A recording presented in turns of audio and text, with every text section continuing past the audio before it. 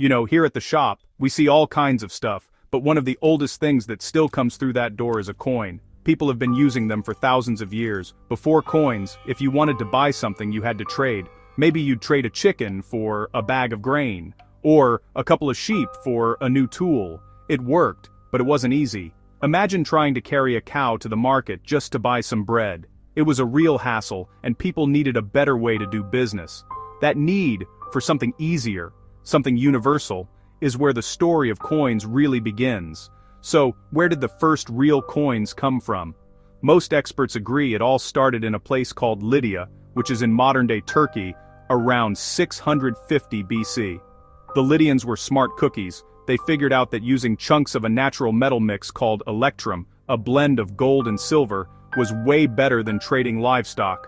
They started making small, bean-shaped pieces of this metal and stamped them with a design, usually a lion's head. This stamp was like a guarantee from the king saying, "Yep, this is the real deal. It weighs what it's supposed to weigh, and it's pure." Suddenly, trade became a whole lot simpler. This idea was a game changer. It spread like wildfire across the ancient world. The Greeks saw what the Lydians were doing and quickly started making their own coins. Instead of a lion, they put images of their gods and goddesses on them, like Athena with her helmet. Then the Romans took it to another level, putting the faces of their emperors on their coins. It was like a form of propaganda. Every time you used a coin, you were looking at the face of the guy in charge. It was a powerful message, a way for rulers to put their stamp, literally, on every part of daily life. Think about what a huge leap this was for civilization.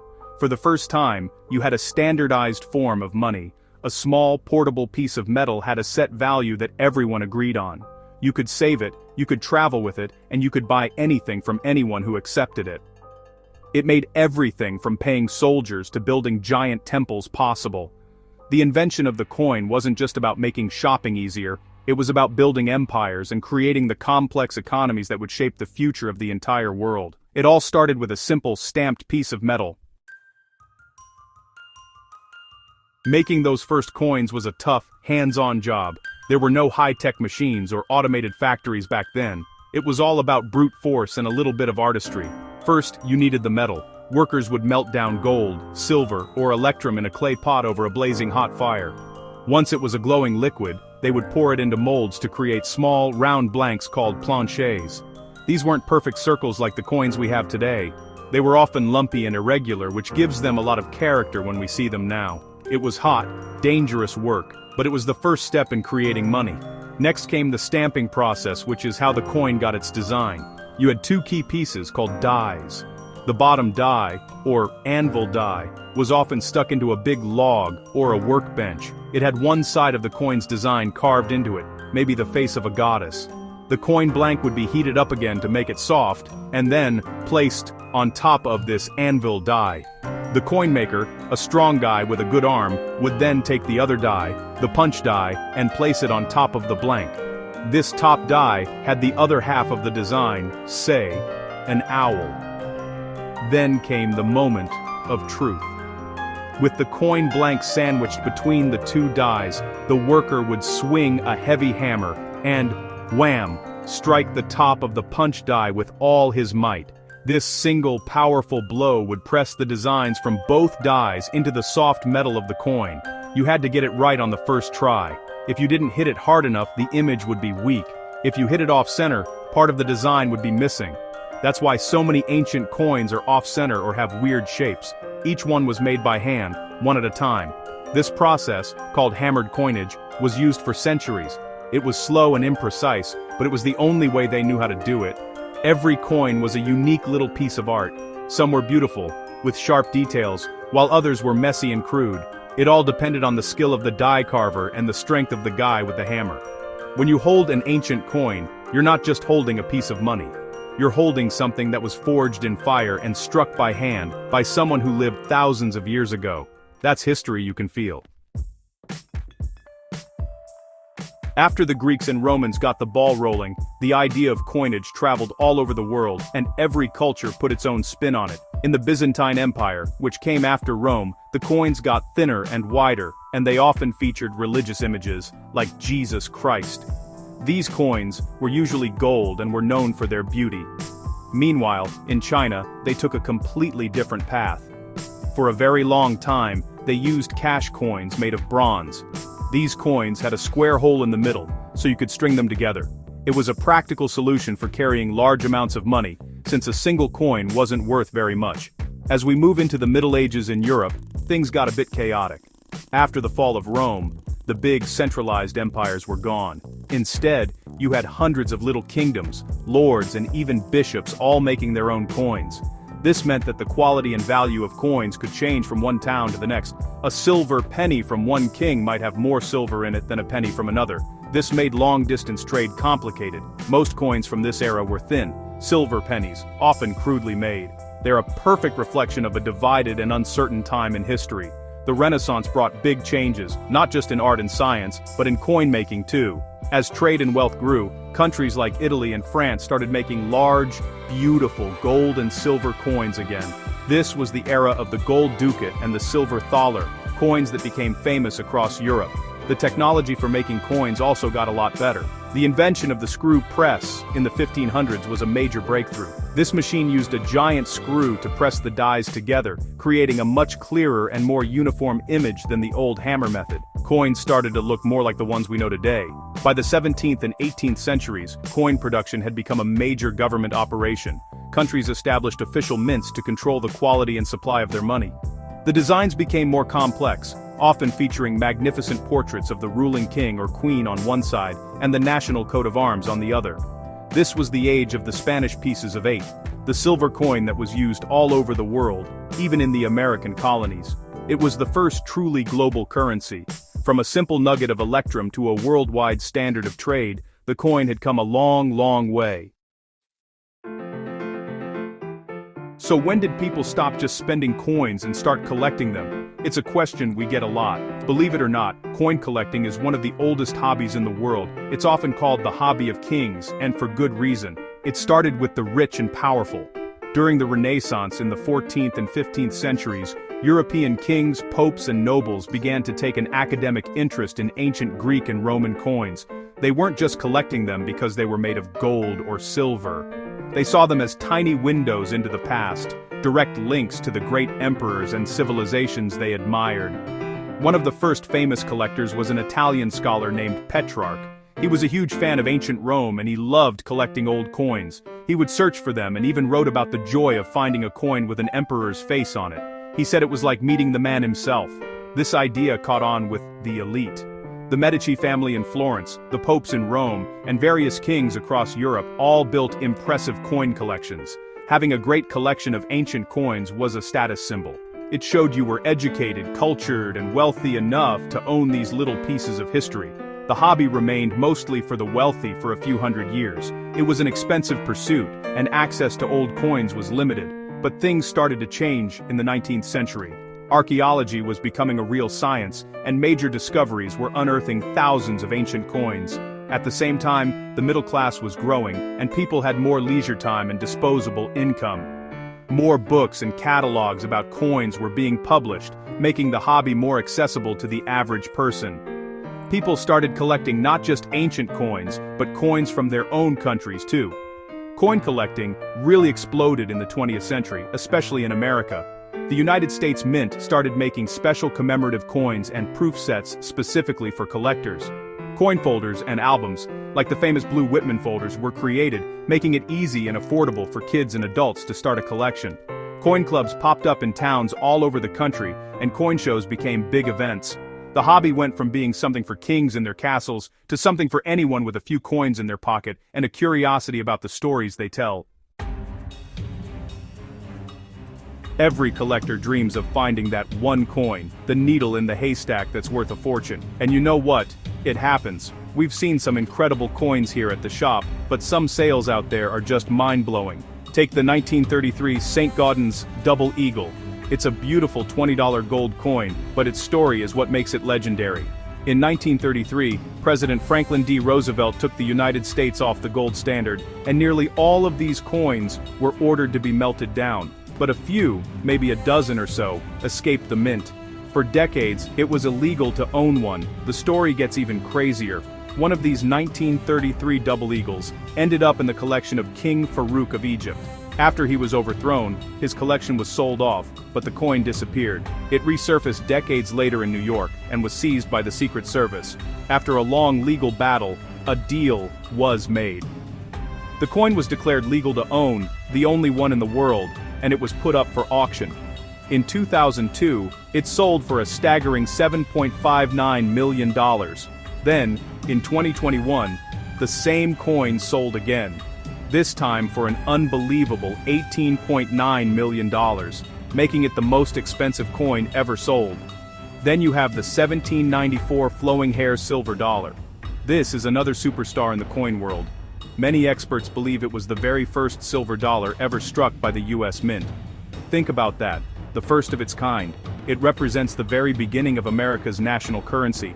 The coin itself has a simple design, Lady Liberty with long flowing hair on the front, and a kind of skinny-looking eagle on the back. It's not the most detailed coin you'll ever see, but its historical importance is off the charts. Only about 1,750 were ever made, and today, only around 130 are known to still exist. One particular example of this coin is considered the best preserved one in the world. It has sharp details, and a beautiful, clean surface, which is almost unheard of for a coin that's over 200 years old. It has been passed down through the hands of some of the most famous collectors in history. In 2013, this specific 1794 flowing hair dollar was sold at auction for just over $10 million. At the time, it was the highest price ever paid for a coin. It just goes to show you, sometimes the history behind the coin is worth more than the metal it's made of. You just never know what kind of treasure is out there. Coins are full of secrets. They can tell you things about history that you won't find in a textbook. For example, have you ever looked at an old Roman coin? Sometimes you'll find one that has been cut in half or into quarters. You might think it's just a damaged coin, but that's not the whole story. Back then, there was often a shortage of small change. If you needed to buy something cheap and all you had was a silver denarius, what did you do? You'd literally cut the coin into pieces to make change. These half coins were accepted as currency.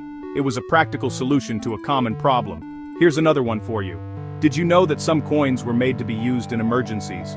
During a war or a siege, a city might run out of gold and silver, but they still needed to pay their soldiers. So, they would mint siege coins out of whatever they could find. We're talking about coins made from bronze, lead, or even melted down church bells. They were often crudely made, sometimes square or diamond-shaped instead of round. These coins were basically IOUs, a promise to pay the holder in real silver or gold once the war was over. They are a raw, unfiltered look, at a desperate moment in time. Even the designs on coins can hide secret messages.